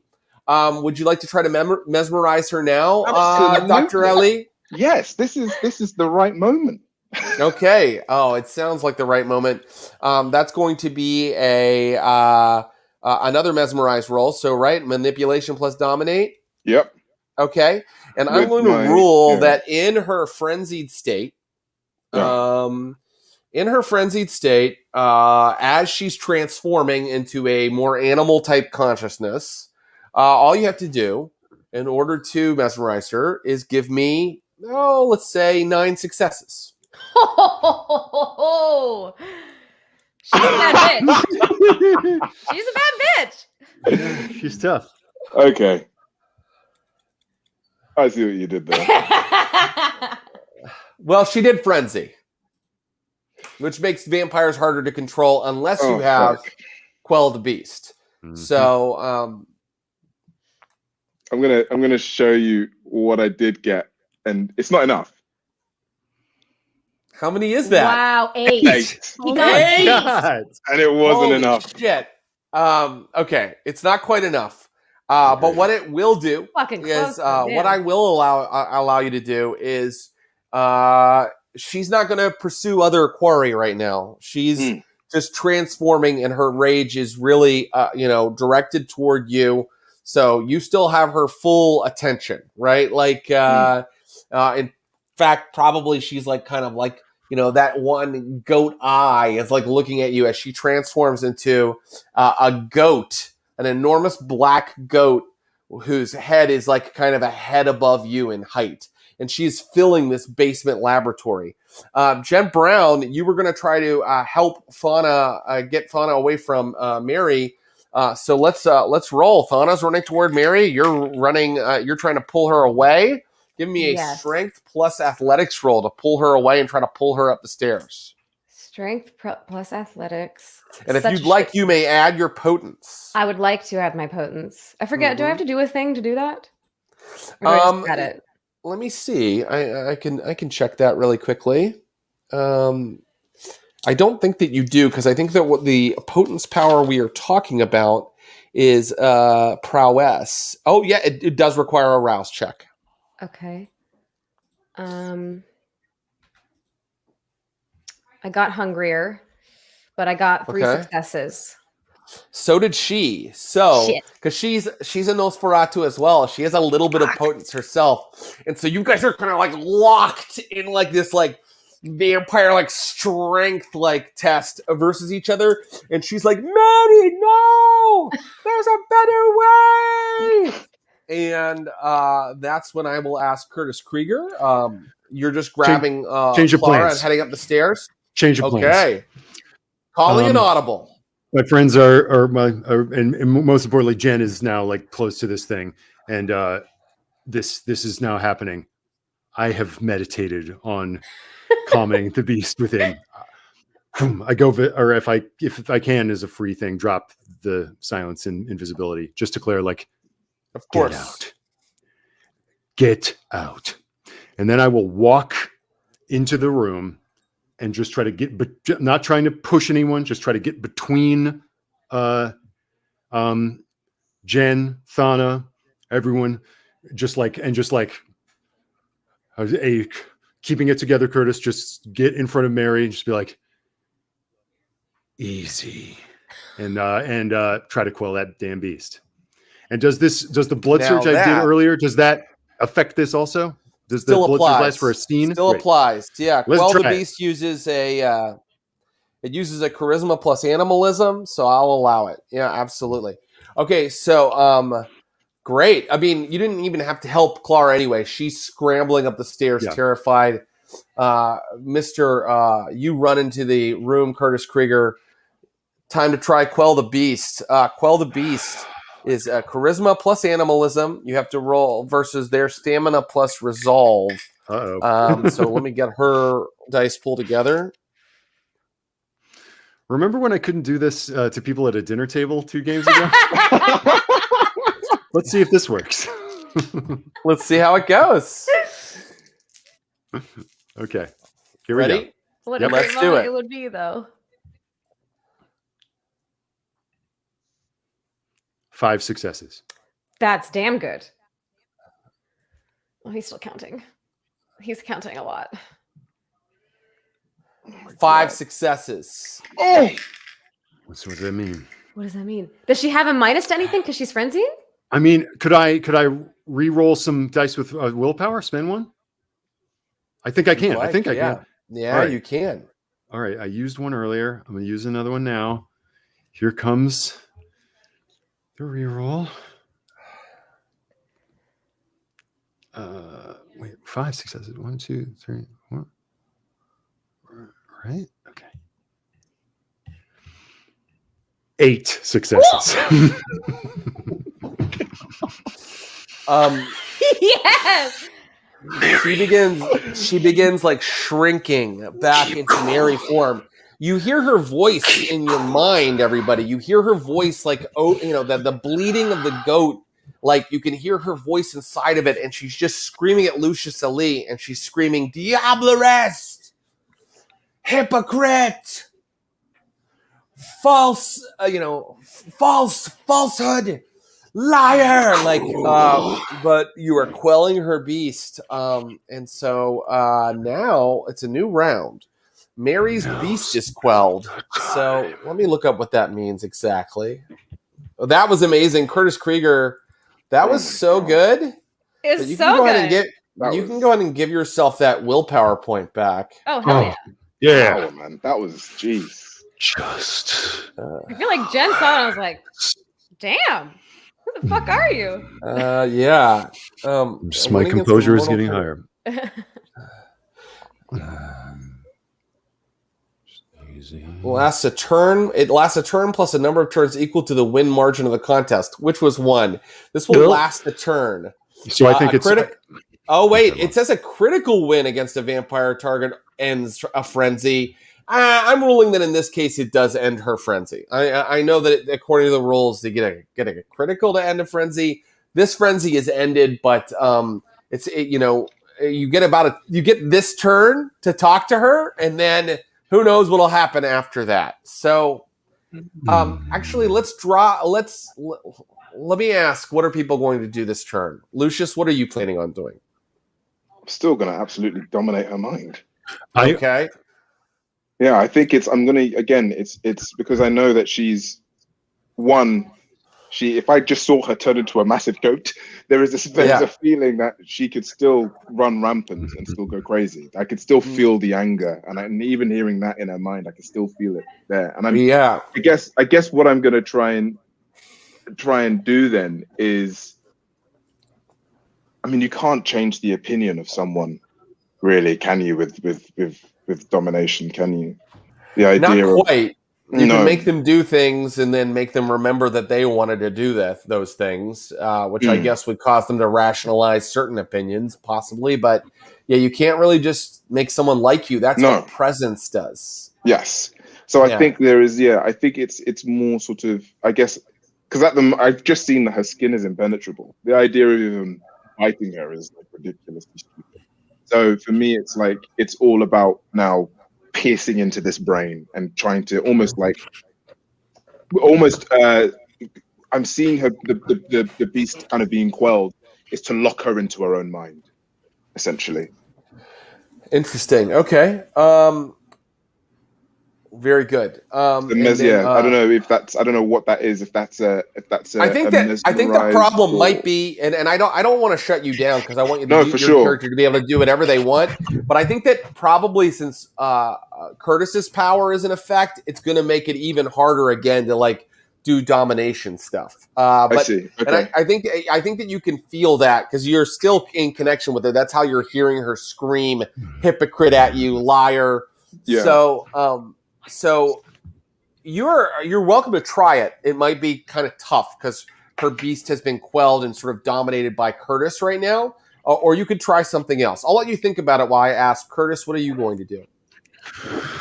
Because that's like easy. And then I just want to turn to Jen and be like, get them to safety. Right. And Jen, what about you? Do I have a second to be like, what are you gonna do? Yeah, sure. I'm just like, I'm gonna cover your retreat. I'm not leaving here without you. You better be right behind me. Get them to safety, Jen. And then I'll turn her back around. I'm gonna tug Thana up the stairs if I can. But if I don't see Curtis following me, I'm not leaving. So I'm going to try to get her out, but then see what's happening behind me. Okay, Donna Sorry. is really still going to try to stay in. So do you let her go or do you keep fighting her? I want to get her the fuck out of here. I might try to use my potence again to get her out, to tug her away. All right. Let's start with that then. Let's see. No, actually, we'll start. We gotta ask Lucius what he's doing. So, Lucius, you're aware that there's going to be a lot of static for your ability to like get a lock. Yeah. But do you want to try it anyway or something else? No, I'm gonna be like, listen, I'm gonna try and in this moment I'll be like, I understand that Curtis is blocking this, and I'm like, I understand, and I'm gonna kind of be there, like, I understand what you're trying to do, Curtis, but this is suicide. I need you to leave. Leave me with her. I will handle this. And I think as you say this, I might be like backing towards the exit. I think, all right, Doc. Seems to me that what's going on here is between you two. Okay. It looks like no roll was necessary, Lucius Ali. You say that to Curtis, and it sounds like he's backing off. That's sort of your action. But if you want to like move or something in a little bit, I'll allow it. Right? Just interrupt me, okay? If you need. Yeah, I think with that, as he backs away, I'm going to actually now, because I guess if I'm hearing all this kind of stuff from her, do I hear? Is it? Because this is different, right? Because I think also hearing the feeling that she had felt controlled, and that's her fear. Am I hearing something quite raw now instead of? Oh yeah, very raw. This is not controlled. Yeah. So in that sense, and this is probably insane, I'm gonna go up to her, and I think it almost connects to something of me, and I'm gonna try and embrace her. Hug her, you mean? Yeah. That's extremely interesting. Give me a empathy roll. Is that still a skill? I don't think so. No, I guess it'll be an insight roll then. A charisma or composure. I think it's a composure plus insight roll. Because I think there is I think there is something quite deep about that. I didn't even. Yeah. Okay. Cool. I love that. So, okay. No. That's allowed. You're gonna roll that in just a second. Let's do Jen Brown's roll first. You gotta fight Fauna up the stairs here, Jen Brown. Here we go. Remember, you can add your potence to it. I'm gonna allow your. You don't need to rouse again. You've already roused. It's just the next turn. I'll allow you to keep your extra strength. Talking to her like. Look at her. She can't be reached right now. Like, kind of like in her ear being like, Thana, listen to me, Thana. Like, trying to talk to her as I'm getting her up. Add a die. Okay. Add a die. Oh, you fucking kidding me. Just leave me with this girl. I promise you. Mm-hmm. All right. I have to use willpower. I got one success. Hold on. I got 3 successes. Damn it, she got 3 successes Fucking again. A. Oh, you guys are like, okay. You guys are just like, and it's keeping you in the room. Curtis, you're out? Well, I'd be moving through them, wouldn't I? So I think I might assist this, like, everybody out kind of. Oh, okay. Go ahead and give me a strength plus athletics roll Thana's successes. Okay. Strength plus athletics. 3, 6. Very well. Very well. 3 successes also. 3 successes is 3 over. Like, so Jen Brown's cancel, Thana's out. And then the 3 extra successes from Curtis get Thana to the steps, and you're It's not your fight, up. Thana. It's not your fight right now. Thana never frenzies because she's such a peaceful soul. So she's like weeping blood as you drag her up the stairs, away from her friend, Mary. And I believe that leaves just Mary and Lucius. And so, Lucius, how did it go? What did I have to roll? Sorry. You had to roll your Composure. plus insight. Okay. Sorry. I was too engrossed in what was actually happening. No problem. Let me tell you now. Roll it now as you reach forward and grab this giant goat that's now transforming back into a humanoid form. Okay. Oh my god, sorry, my screen is now starting to go crazy. Wait, here we go. So much vitae has been spent. The laws of physics have been suspended. 3 successes. 3 successes. Okay.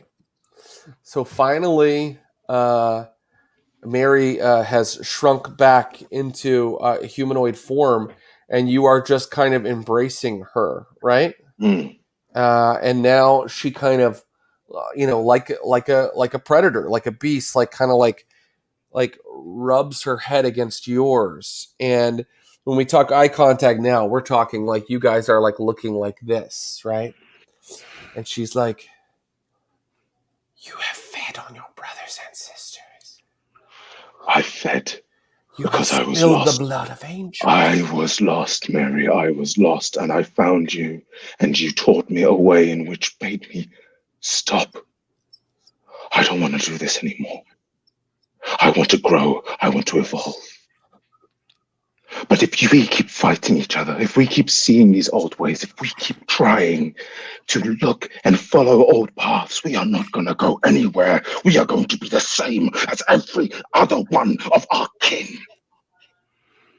Mary, I see something in you. I see power and I see compassion, but I also see a forward-thinking angel. I simply ask you to not involve my past, my sister, or anything like this in any way, shape, or form. We all have our triggers. Your trigger I have just revealed. So let us find a way of going past them, of breaking them, growing forward. And as I'm doing this, I'm sort of backing away as well. Well, you have to convince her, don't you? You're trying to convince her that you have left those ways behind you. Mm-hmm. And so, this is a super important role, Lucius Ali. Fine. Convince her. Okay. With a persuasion plus. Are you lying? No, I don't. Tell me if Lucius is lying. I think there's a battle, right? I think there is a genuine battle inside him. Because I think that there is a sense that he's seen the damage of what eating other people has done with Curtis and Jen. He lost what's his name, the doctor, because the doctor kind of, and I think it's a genuine internal. So I don't know what I think he means it, but at the same time he's still learned. Yeah. So what is that then? Well, then you won't use manipulation. Yeah, no, good question. I think that you can roll your persuasion, plus I think your resolve. Okay. But in order to convince Mary, I think that you need a lot of successes. Because you have just awakened her greatest fear and the thing that most hurts her. And she doesn't know whether to be in awe of you or definitely needs to destroy you. So I think 4 successes.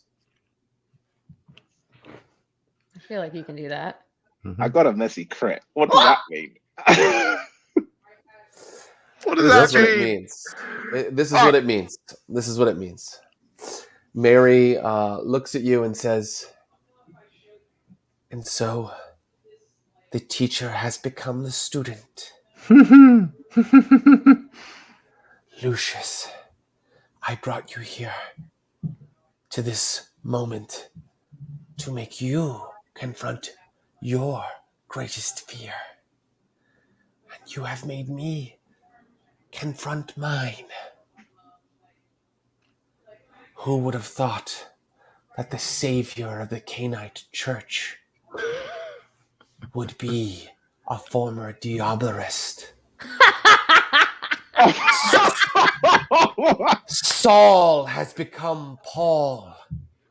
Teach me, Lucius.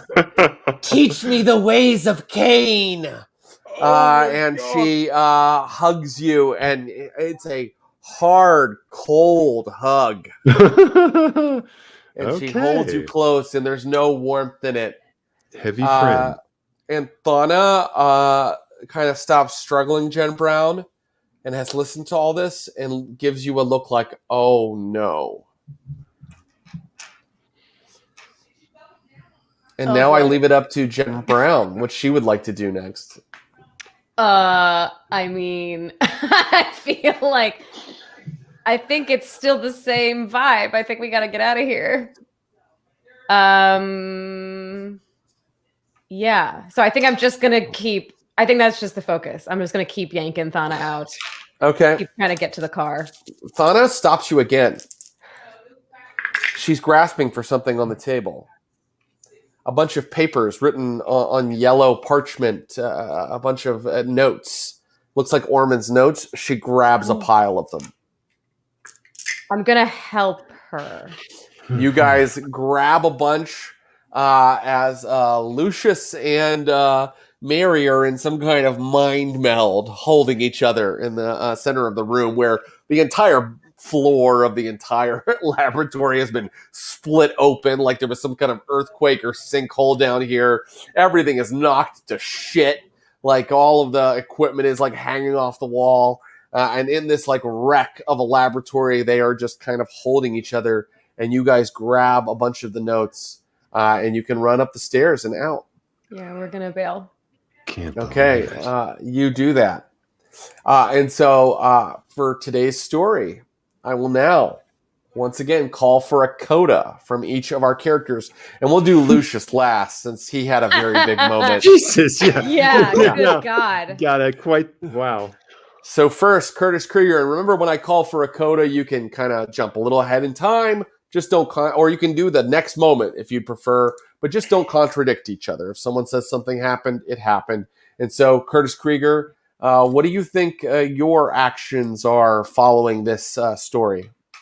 Good Lord. Okay. Yeah, it was fully. Sometimes it's the next logical thing. Like you could, you don't have to come up with something too clever. You could be like, I go, no. I go home. No.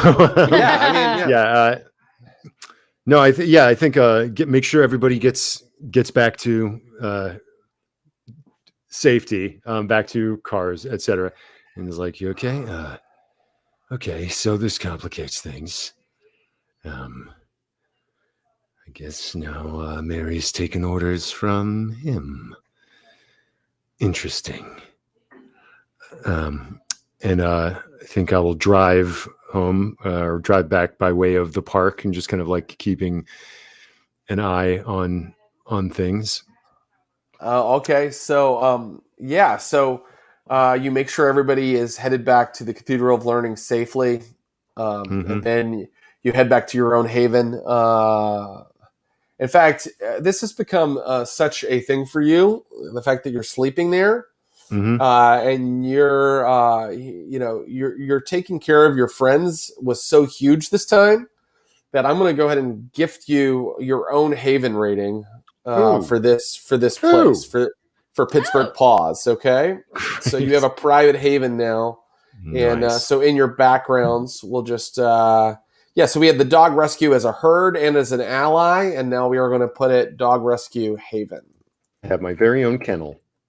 Great. Yeah, now it's not a great haven, so right now it has 1 dot. Cool. But if you continue to build it up, make it a stronger, more secure place, you'll get more dots there. Okay. Great. And and you said you wanted to keep an eye on things.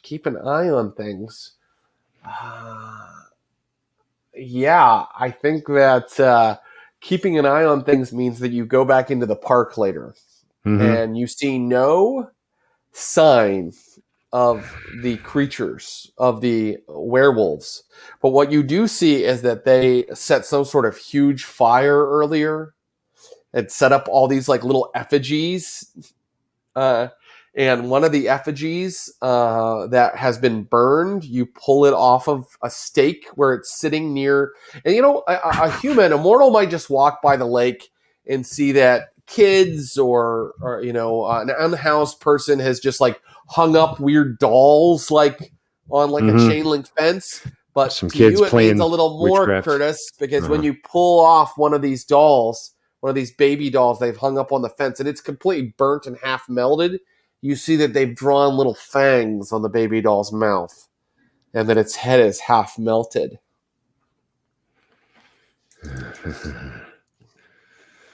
Great. Okay. Meanwhile, you're still out there. Jen Brown, what do you do after this? What's your coda? I think Jen is terrified. Because she was terrified of Mary.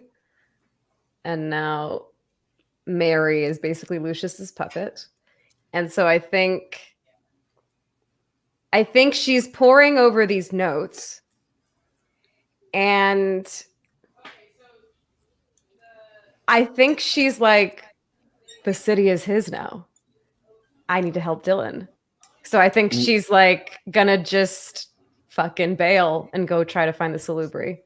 I think that that's fine. That's absolutely okay. And I would like for her to please make a wits plus, or no, an intelligence plus academics roll as she's studying Ormond's notes.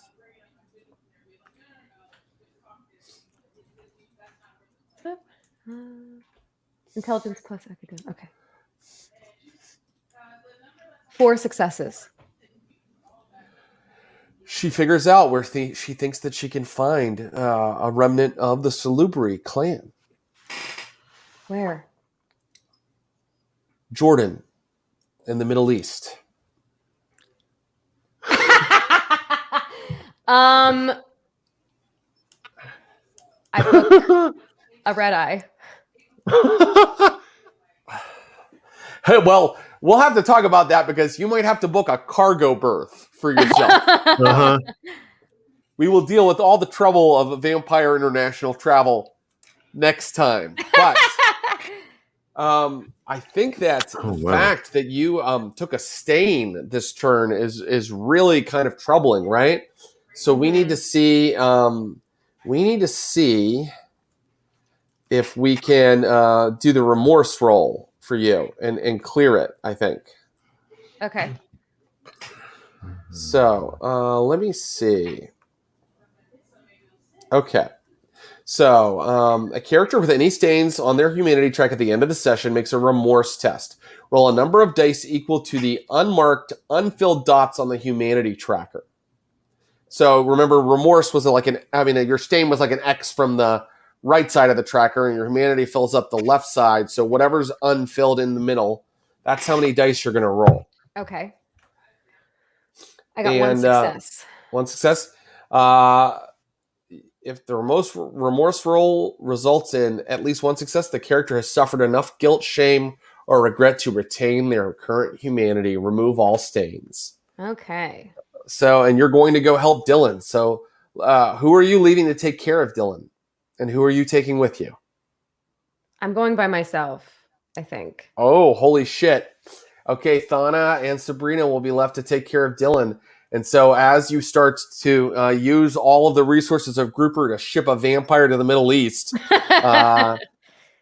Sabrina kind of is like booking the flight for you. And you can see that she's shaking her head like, fucking, I cannot believe you're leaving at this moment. But she knows you have to do it. So she's booking the flights for you.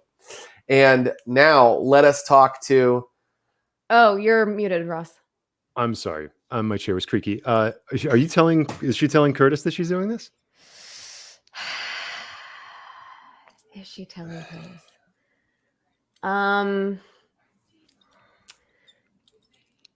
I think if he asked, she wouldn't lie. But I don't know.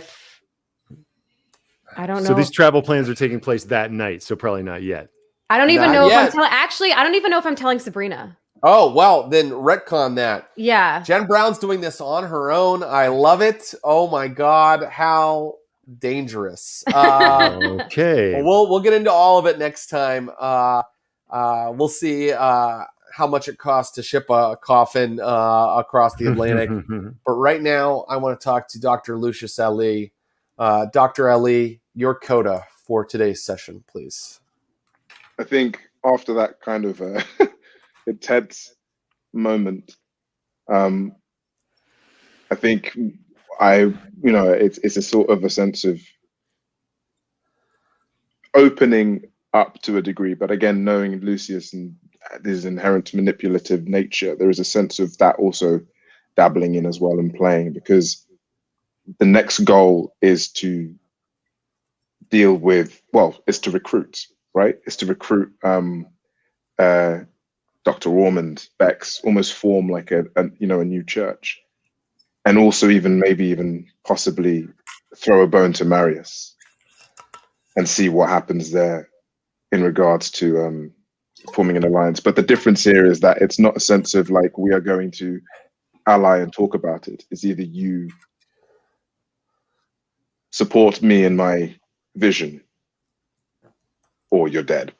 Who do you move against first? The first is going to be the Doctor and Bex.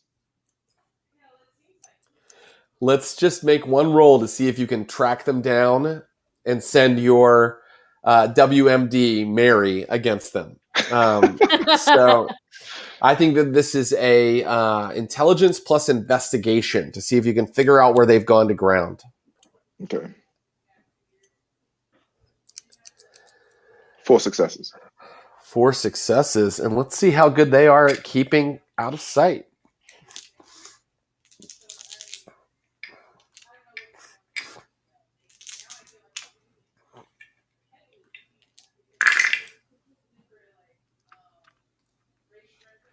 Not as good as you are at finding them. They have gone as absolutely unobtrusive and subtle as they can. They are staying in a very, very humble haven inside of an abandoned office kind of building that's currently not like rented or being utilized, and it's kind of new construction.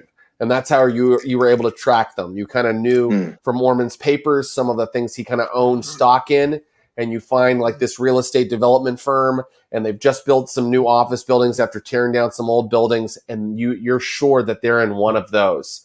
And it shouldn't take Mary long to find them now. No, and I think what again, I'm going to really pull into the fact that Mary has, she knows Bex. She whispered into Bex about, she has a connection there, and also kind of even lean into the idea that the young girl, what was her? I can't remember her name. Krista, that, she also is someone who can possibly be enlightened and, led and guided to our beliefs and what we want. And I think that's, Mary looks out at the buildings that you guys are going to search for them. You're standing atop a rooftop nearby. She takes your hand and kisses it. It says, "Preacher, you speak with the voice of Cain. And through your voice, the Camarilla shall be replaced by his church." Great. And then she turns towards the buildings, turns into a rolling cloud of fog, and her fog spreads out through the buildings searching for them. And that is where we will leave the adventure for today. Oh, God. I have prepared the way. The prophet has come. So that's today's episode of Vampires of Pittsburgh. Oh, God. Great. Jen Brown is going to the Middle East. Lucius got his way, which is completely horrifying and terrible and scary. And I feel like the past 3 sessions have all ended in this way, like Jen Brown is going to Jordan. Lucius Ali is wrapped in battle and become king of the city. Curtis Krieger is playing fetch. yeah. Well, that's the best Pedestrian. recap I've heard. Oh yeah. So great fun. to be back, guys. Great to see you all guys. again and play some more Vampire. We'll be back next week. I want to thank you guys again. This is Ross Bryant, Ashley Burch, and Abu Salim. Tell them you love them on their socials, and we'll see you next week, guys. Thank you, guys. So fun. Yeah. Thank you. Just a Thank you. blast. Amazing game as usual. Bye-bye.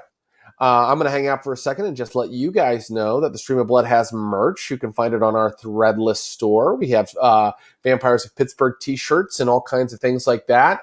Grouper mugs, all kinds of stuff that ties into this game and our other games. And so I recommend that you go to our Threadless store and check that out. Just search Threadless Stream of Blood. In addition, we have games coming up very soon. This coming Tuesday, we're back with more Thaco Tuesdays, playing old school Dungeons and Dragons. This is the 1980s version of the rules of Dungeons and Dragons. It plays faster. It's more deadly and fatal. We will be concluding over the next 2 weeks our first campaign. We were running through the Keep on the Borderlands. Although I've been calling it the Fortress on the Far Seas being our Thaco setting that we've created. We will be finishing the Keep on the Borderlands in the next 2 episodes of Thaco Tuesdays. So I recommend that you come and check that out Tuesday on Taste of Blood at 7 p.m. Pacific. We will have Paula Deming. We will have London Carlisle, and we will have Clinton Trucks as Boopel von Borplesby. So please come back and check that out. What else can I tell you? We'll be back with more Vampires of Pittsburgh next Sunday at 10 a.m. Pacific. So I recommend you come and check that out. People have been clamoring for more Magi of Pittsburgh. I can tell you that we are in the works with that as well. We're going to bring back the Magi at some point in the very near future. I want to thank everybody who made the stream possible today, including say hello, our secret temporary GM, Jill Petracek, filling in for Clinton Trucks. Hi, Jill. It's me, Thank Clint. you. Yeah. Bye. Bye-bye. Jill helped fill in for Clint today. Clint will be back on Tuesday, I believe. And I want to thank Jill for her incredible graphic design, Clint and Brian, my producers and partners, Megan Arch, social media manager. Thank you, Megan. And thank you to everybody, especially you, the viewers, for tuning in and making this such a fun stream to run. You can find us on all the social media, Twitter, Instagram, Reddit. But most of all, we'd love for you to join our Discord and tell us what you thought there. That's it. Until next time, #BlushOfLife, and we'll see you soon. Bye-bye, guys.